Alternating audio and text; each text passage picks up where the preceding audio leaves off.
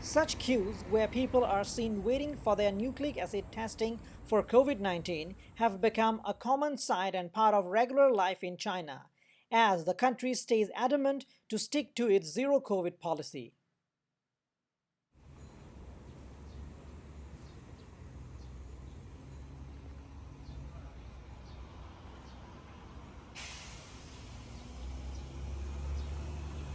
What you saw just now was me giving my swab samples for COVID-19 test. And this has become a part of our regular life now, because to visit any public place like malls, banks or supermarkets and even residential communities, one has to hold a negative COVID test taken within the past 72 hours. And depending on the seriousness of the COVID situation, this time could be reduced to 24 hours. And just behind me is the sampling point. And this is a sampling point where people come, give their swab samples and get their COVID test done.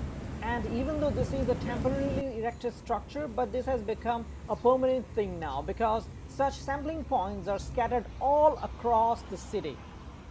Just recently, one of the busy supermarket bars in Beijing became the epicenter of a major cluster outbreaks in Beijing. And just within 5 days, 228 infections were reported in over 100 residential communities across the city. Authorities immediately swung into action and stringent measures were taken against the bar in question. Now here, just next to me, you can see these blue barricades, because this community, this residential community, has been completely sealed off. That's because perhaps they have found us asymptomatic or perhaps a close contact of a COVID positive case. And now this is part of the standard operating procedure of the zero COVID policy, where every time they detect any suspicious case, they will seal off the entire residential community. And this sealing off period might go up to 14 days. And during this time, each and every resident of this place will be tested. And if by chance one person tests positive, then the entire clock will be reset and the count will begin again. Now, as I mentioned, that such COVID testing centers have mushroomed all across the city.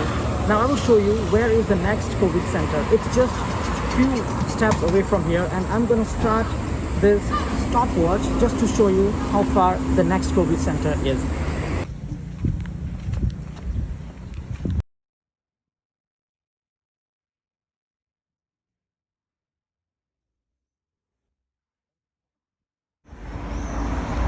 Okay, so from the first COVID center where I recorded the video to the next COVID center, COVID testing center, which is just across the street. You can see that temporary structure. That's the COVID center, and from there to here, it's just over a minute of walk. So, and if I walk for another half a minute or 1 minute, there'll be another COVID center somewhere down the street.